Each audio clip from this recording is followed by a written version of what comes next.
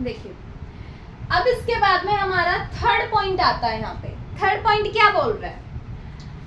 Third point के अंदर हमें बोला गया है कि यहाँ पे NNP एट MP हमें कैलकुलेट करना है। क्या करना है? NNP एट MP कैलकुलेट करना है और गिवन है हमारे पास में GNP at FC।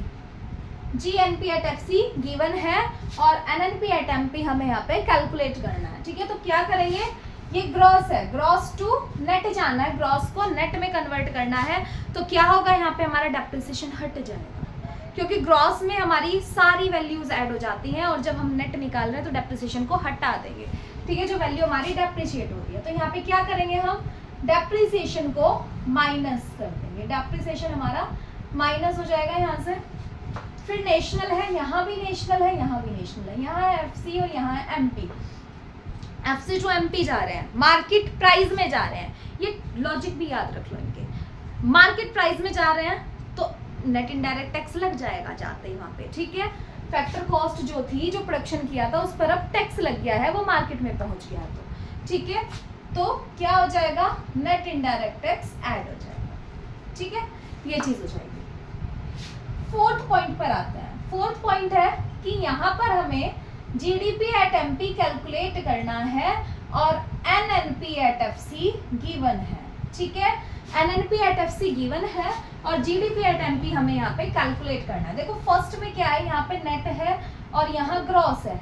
Net to gross जाना है, नेट को ग्रॉस में कन्वर्ट करना है। नेट में क्या था? अभी तक हमारी नेट वैल्यू थी, मेन वैल्यू थी, उसमें डेप्रिसिएशन ऐड नहीं था, बट ग्रॉस में हमारा डेप्रिसिएशन ऐड हो जाएगा। ठीक है, तो क्या होगा? यहाँ पे डेप्रिसिएशन ऐड हो जाएगा। नेट टू ग्रॉस जाएंगे तो डेप्रिसिएशन को ऐड कर देंगे।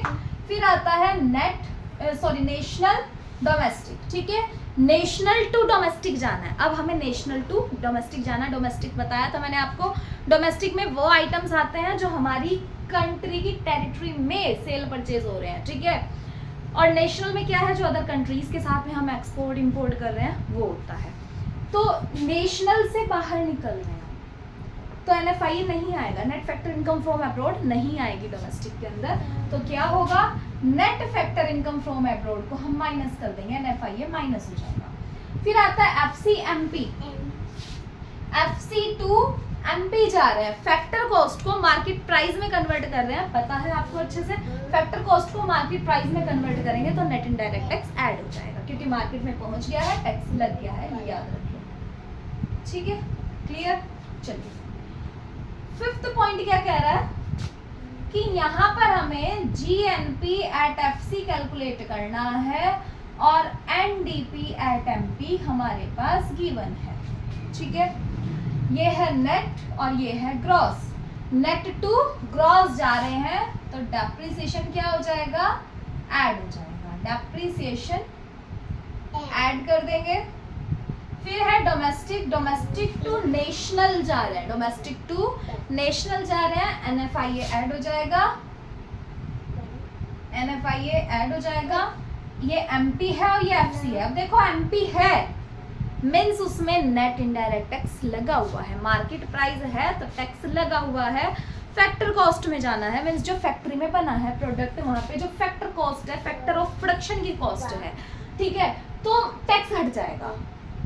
MP टू FC जाएंगे तो टैक्स हट जाएगा, NIT हट जाएगा, नेट इनडायरेक्ट टैक्स। ठीक है, आई होप आपको ये कंसेप्ट बहुत अच्छे से क्लियर हो गया होगा। बच्चा इसी तरह से प्रैक्टिस कीजिएगा। ठीक है, ये टेबल आप अपने पास नोट कीजिएगा एक कॉपी में और खुद से सॉल्व करके देखिएगा इसको।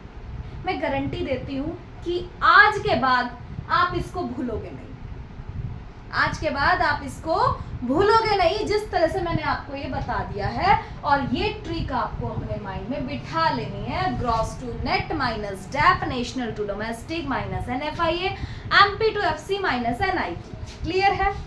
चलो एक चीज और मैं आपको यहाँ पे बता देती हूँ। NIT मैं इतनी देर से कर रही हूँ आपके सामने, आई हो सकता है आप कंफ्यूज हो रहे हो। NIT क्या है? NIT है नेट इनडायरेक्ट टैक्स। ठीक है, क्या है NIT? नेट इनडायरेक्ट टैक्स है इसकी फुल फॉर्म। ठीक है, और इसको कैलकुलेट करने का फॉर्मूला क्या है? इनडायरेक्ट टैक्स माइनस सब्सिडीज, ये फॉर्मूला है इसको कैलकुलेट करने का। नेट इनडायरेक्ट टैक्स को कैलकुलेट करने का जो फॉर्मूला है वो है इनडायरेक्ट टैक्स माइनस सब्सिडीज, ठीक है। ये फॉर्मूला हमारा रहने वाला है। अगर आपको इनडायरेक्ट टैक्स की वैल्यू गिवन नहीं होगी तो आपको जीरो में से सब्सिडीज को माइनस करना है और माइनस में वैल्यू रखनी है। और कई बार क्या होगा, आपको नेट इनडायरेक्ट टैक्स ना दे करके इसकी जगह पे जीएसटी दिया हुआ होगा, गुड्स एंड सर्विसेज टैक्स। तो गुड्स एंड सर्विसेज टैक्स भी क्या है, इनडायरेक्ट टैक्स है। नेट इनडायरेक्ट टैक्स नहीं है, ये इनडायरेक्ट टैक्स, ठीक है।